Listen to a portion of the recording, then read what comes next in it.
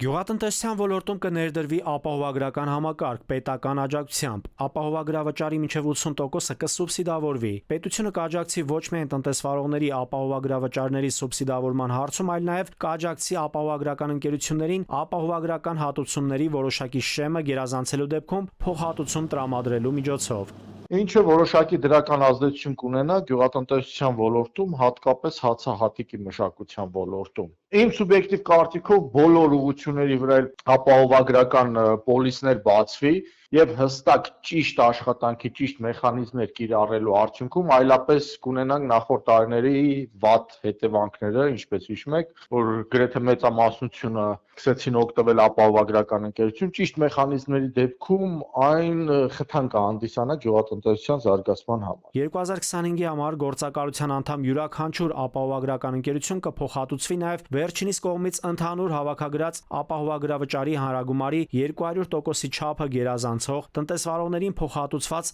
ապահովագրական հատուցումների գումարը։ Քանի որ Հայաստանում նախորդ տարիներին պիլոտային ձևով սկսվեց ապահովագրական process-ը եւ ապահովագրական գրեթե բոլոր ընկերությունները ավելի շատ վնասով աշխատեցին, քան շահույթ ունեցան, դրա պատճառով արտասահմանյան այն ընկերությունները, որոնց միջոցով վերապահովագրում էին մեր ապահովագրական ընկերությունները, հրաժարվեցին ընդհանրապես Հայաստանի գյուղատնտեսության ոլորտում ապահովագրելու համար։ Այդ պատճառով այս տարի պետությունը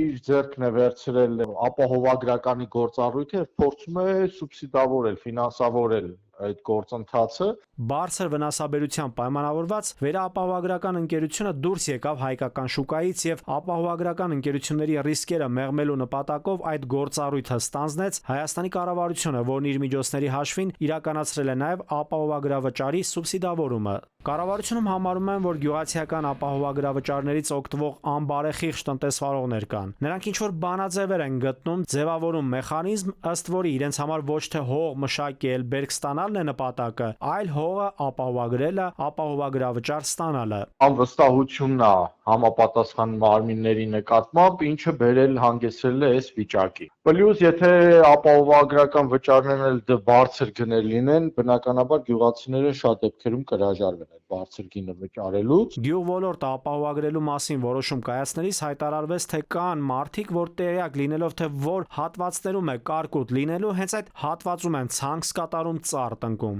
եւ սպասում են, որ կարկուտ նավիրի բերքը իրենք էլ ապահովագրությունը ստանան։ Հողատարածքը դա ինքնագլոր չէ, Երևանի փողոցներում պատականորեն գցեց, ինչը նշանակում, որ իմանալով կարկուտ է գալիս, կարկուտ եկող մասերը կամ գյուղացին վանգան չի, կամ մետեորոլոգ չի, որ կարողանա հասկանալ, երբ որտեղ կարկուտ կգա, որ ինքը միտումնավոր ցանի եւ ապահովագրական վճարը ստանա։ Կառավարությունում խնդիր են դրել իրենց առջև անել այնպես, որպեսզի համակարգը կայանա, ծառայի իր նպատակին եւ լինի մաքսիմալ արդյունավետ։ Նաիրի Մուրադյան, ժամը լրատվական։